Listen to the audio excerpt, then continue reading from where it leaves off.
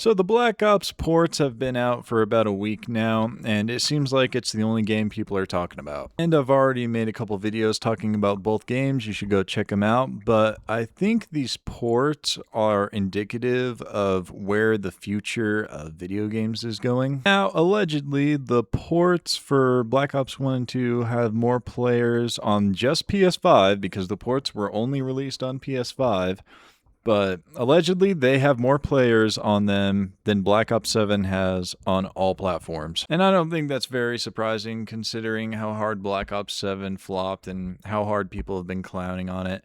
And on top of that, they announced Modern Warfare 4, which I've heard almost no one talk about, and I actually just got done watching some gameplay from it, and it looks like Black Ops 6 with a new coat of paint on it. I mean, it looks the same as every other game that's come out in like the past 5 or 6 years. And yeah, nostalgia might play a big part in that, but also I think these games are just objectively better than anything that Call of Duty has put out in recent memory. One big reason I think these are just doing so well is just simplicity. This is back in the day when video games were a lot simpler than they are now. You don't have crazy gunsmith systems where you have like 50 different optics, tons of different stocks, triggers, etc. that you can choose from. Nope.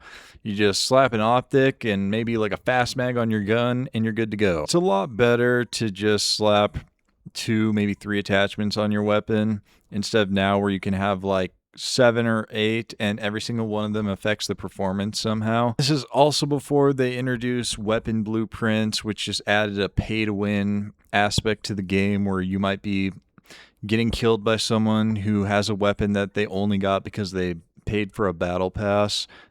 There wasn't battle passes in this game, so everyone is kind of on the same level playing field because no one's shelling out extra money for weapons that no one else can get. You also don't have like crazy operator cosmetics you have to worry about. And on top of that, go look at a Call of Duty game that's come out in the last few years and then go play the Black Ops ports.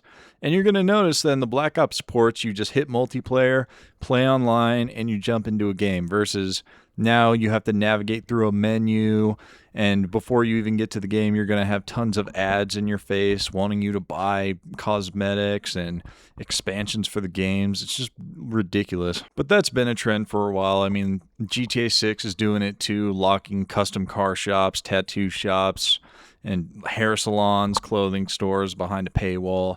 And it's just becoming more and more prevalent. But these ports are a good example of when less is more. And I think that's something we need to see more of. I mean, I would hope that if there's any video game studios out there that are thinking about making an online FPS game, they would take a look at how these ports are doing and realize most players don't want battle passes and paywalls and crazy cosmetics. But we're going to have to see how Modern Warfare 4 sells. I mean, it comes out, I think, in November. So, like, at the end of the year, and it doesn't seem like people are very hyped about it. Even people who only play Call of Duty don't seem like they're super enthusiastic about it because everyone's talking about the port. So, for all we know, it might roll around and people are still playing Black Ops 1 and 2 and they skip out on Modern Warfare 4 altogether. But we'll see when the time comes. Another thing that these ports have shown us is that ports themselves, just in general, can work really well. I saw that now they're talking about releasing a port of World at War, which would be cool. I don't think it's going to do as good as Black Ops 1 and 2, but still, a World at War port would be really nice. And look, me, myself, I am not a video game developer, so I don't know how hard this is. But I would imagine just taking a game that already exists and porting it to modern hardware versus just building a completely new game would be a lot easier, especially if it's a game that you know people really love and people will buy. Even a remaster, I know a few years ago they remastered the Modern Warfare 2 campaign, the original one, but they didn't remaster multiplayer or Spec Ops, which is weird because I feel like they would be sitting on top of a gold mine. They could just release a port of the original Modern Warfare trilogy and it would do just as good as Black Ops. Oh no, that might be coming in the future. I mean, now that these ports are successful, I think it opens the door to a lot of options. I've been thinking about the Battlefield franchise. I mean, they could just port over Bad Company 2 with the Vietnam expansion, port over Battlefield 3, Battlefield 4, I mean, that's like an entire series they could port over. All those games are great, and people love those games. I think those would do amazing as a port. I would love that. I would pay 20, 30 bucks for a port of those games, no problem. I think moving forward, you're gonna start seeing a lot more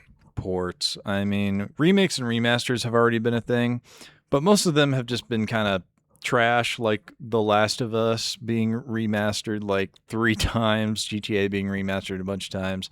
I mean, I'm kind of hoping that dies out, but ports of games we haven't seen in like a decade or more being just brought to modern hardware would be great. And right off the top of my head, I just think COD and Battlefield would probably be some of the most popular. I don't think it's a bad idea as long as they're priced reasonably. I think 30, maybe 40 bucks is probably the ceiling for games that are over 10 years old. I just saw that they released the new Assassin's Creed resynced remake or whatever, and they're charging like $60 for it, and the reviews are good. Like, people seem like they enjoy it. I just think it's kind of crazy to charge almost full price. Like, I mean, the new benchmark for video games is like 70 bucks, so 60 bucks is still basically full price for a game that's over 10 years old. As of now, things aren't looking great. I mean, console sales are down, just video game sales in general are down just because everything's just getting too expensive. A lot of that just has to do with tariffs and a bunch of other bullshit that the government is doing. But in a shitty economy like the one we find ourselves in, people have less disposable income, and with all these major corporations just raising the prices of everything, trying to milk as much money as possible out of us, people are gonna buy less video game products. But when it comes to Black Ops 1 and 2, I've seen a lot of discourse online about the price.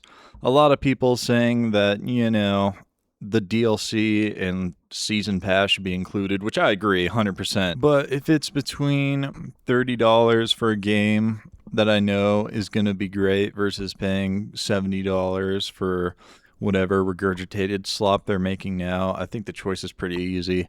I don't see what the problem is with them just doing both. Maybe they can make the new Call of Duty game and then they can release a port of an old game. And do that once a year, right? I don't see the problem with that. But I think moving forward, you're going to see a lot more of these. And I'm not complaining. As long as they're games that people want and are asking for, I don't see the problem with releasing them. But let me know in the comments what games or franchises you'd like to see a port of in modern hardware. And just let me know what you think of the video in general. I'm always trying to improve the quality of these. So I will catch you guys on the next one. Later.